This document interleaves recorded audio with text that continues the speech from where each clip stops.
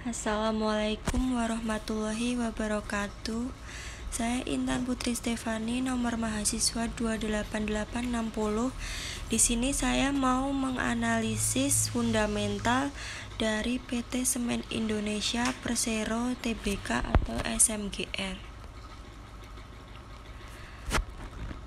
Untuk jenis data rasio perusahaan subsektor semen, di sini saya akan membandingkan data rasionya dari SMGR Semen Gresik Persero Tbk, SMBR Semen Batu Raja Persero Tbk, SMCP Semen Cibinong Tbk, INTP Indosemen Tunggal Prakasa Tbk.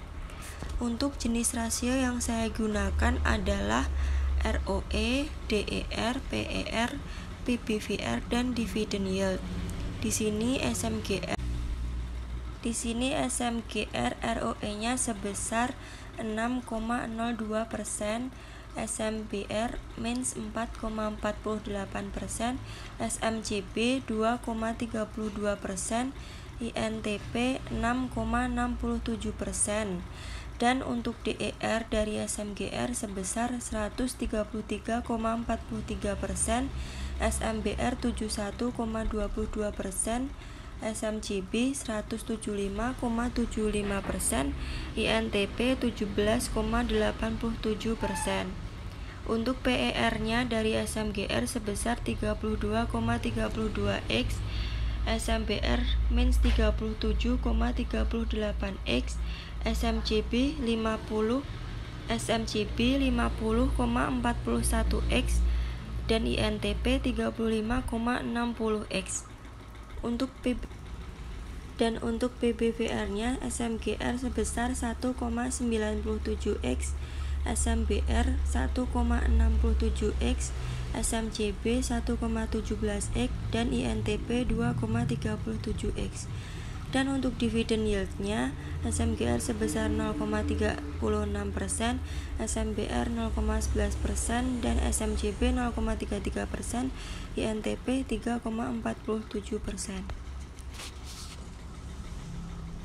Untuk analisis rankingnya dari SMGR, SMBR, SMCB, dan INTP, SMGR diraih ranking kedua setelah INTP.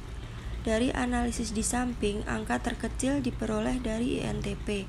Walaupun begitu, saya memilih perusahaan SMGR untuk dianalisis karena di masa pandemi walaupun pendapatannya menurun, tetapi laba yang diperoleh mengalami kenaikan dan masih mampu bertahan. Mengapa memilih SMGR? Alasan saya karena SMGR menjadi rekomendasi saham untuk para investor pemula. Tujuannya bukan hanya mendapatkan keuntungan, namun sekaligus belajar lebih jauh trik dalam menjual beli saham. Untuk investor pemula biasa menggunakan kategori saham blue chip, dan emiten ini memiliki performa yang aman sehingga resikonya cukup rendah. Meskipun terkena dampak COVID-19, SMGR ini mengalami kenaikan pada laba, jadi tetap mampu bertahan. Penghargaan SMGR berhasil meraih penghargaan dalam ajang 9 tahun Annual Institutional Investor Awards for Corporates 2019 dari Alpha Southeast Asia. SMGR juga sukses meraih juara Best Prestige in Sustainable Mineral Development Non-Metallic dalam ajang Second Asian Mineral Award atau AMA di Bangkok pekan lalu. SMGR meraih penghargaan utama untuk pengelolaan lingkungan izin usaha pertambangan 2015 dan 2016 dari Direktorat Jenderal Mineral dan Batubara Kementerian ESDM. Untuk profil PT Semen Indonesia Persero Tbk, PT Semen Indonesia ini merupakan perusahaan yang berbasis di Indonesia, utamanya bergerak dalam produksi semen. Perusahaan ini mengklasifikasikan bisnisnya ke dalam dua segmen, yaitu produksi semen dan non-semen. PT Semen Indonesia juga mengoperasikan bisnisnya melalui anak perusahaannya, yaitu PT Semen PT Semen Padang, PT Semen Tonasa, PT Semen Gresik, Tanglong Cemen CSC, Tanglong Cemen CSC 2, dan Anpu Cemen CSC. Jenis-jenis semen yang diproduksinya adalah semen Portland, semen campuran khusus, semen pojolan Portland, semen komposit Portland, semen super masonry. Produksi semennya terdiri atas pertambangan batu bara, batu kapur, dan tanah liat, produksi karung semen, produksi beton siap pakai, penyewaan kawasan industri, dan penyediaan teknologi informasi dan komunikasi. Untuk jajaran komisaris SMGR, nama komisaris yang pertama adalah Rudiantara dengan posisi komisaris utama, Lydia Silvana Jaman dengan posisi komisaris, Nasaruddin Umar komisaris independen, Muhammad Kholik komisaris independen, Astera Pirimanto Bakti komisaris, Hendrika Nora Sinaga komisaris, dan Sony Subrata komisaris. Untuk jajaran direksi SMGR, nama yang pertama adalah Hendy Priyosantoso dengan posisi direktur utama, Beni Wendri dengan posisi direktur produksi, Dodi Sulasmono direktur keuangan, Fajar Judisyawan direktur strategi bisnis, Adi Munandir direktur pemasaran dan suplai, Tina Kemala Intan direktur SDM dan hukum. Sejarah SMGR.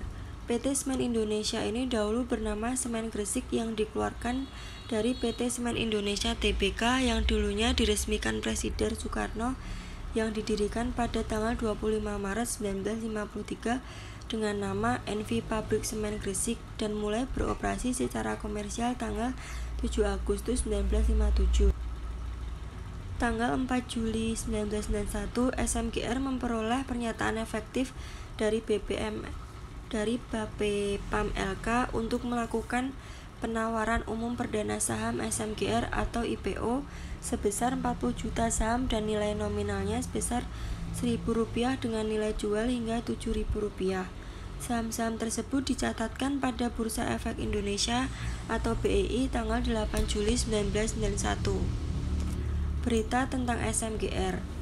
Emiten plat merah ini membukukan laba bersih senilai Rp1,54 triliun hingga kuartal 3 2020 dibanding periode sebelumnya yang hanya Rp1,29 triliun. Realisasi ini naik sebesar 19,1%. SMGR mengantongi laba bersih sebesar Rp 29,3 miliar, naik 14,7% secara YoY dan naik 459,8% secara YoY. Untuk Mirai Aset, dia juga mempertahankan rekomendasi trading buy dengan target harga lebih rendah Rp10.200 dari sebelumnya, yakni Rp10.670, dan harga saham emiten LQ45 menjadi top gainer sebesar 9,04% menjadi Rp9.950 per sahamnya.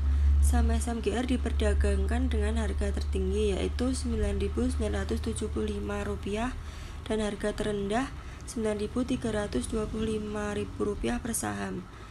Untuk catatan BEI, transaksi saham mencapai Rp120,55 miliar dengan EPS laba bersih per sahamnya Rp347, maka PER saat ini 28,67 kali dan PBV-nya 1,75 kali. Ini ada grafik untuk financial growth SMGR-nya. Di sini sudah jelas untuk di tahun 2019 mendapatkan kuartal tertinggi di kuartal ketiga yaitu sebesar 43,14%, dan di 2020 juga mengalami kenaikan di kuartal ketiga sebesar 28,92%. Untuk net income growth-nya juga di 2019 mengalami kenaikan di kuartal ketiga yaitu 273,90%, dan di 2020 juga mengalami kenaikan di kuartal ketiga yaitu 459. Untuk financial annual SMGR, di sini tertera net profit marginnya di tahun 2020 mengalami penurunan. Dan untuk balance sheet-nya, kita bisa lihat aset. Di sini tahun 2020 asetnya sudah hampir ke kuartal 4. Jadi masih stabil. Lalu SMGR manfaatkan sampah Bantar Gebang sebagai bahan bakar. Kerjasama tersebut dilaksanakan pada zona tertentu yang telah berusia lebih dari 10 tahun. Produk bahan bakar berupa refuse dairy fuel atau RDF untuk dicacah dan melalui proses pengurangan kadar kelembapan dengan campuran material lain. Produk RDF dihasilkan dari proyek awal minimum 1000 ton per bulan. Untuk poin positif dari SMGR yang dapat saya ambil adalah saham ini menjadi rekomendasi untuk calon investor pemula sekaligus belajar lebih jauh trik dalam menjual beli saham dan memiliki performa yang aman sehingga resikonya cukup rendah. Dan PT Semen Indonesia ini menjadi emiten paling diburu asing dengan mencetak net buy atau beli bersih investor asing di pasar reguler senilai 160,03 miliar rupiah secara YTD hingga penutupan perdagangan.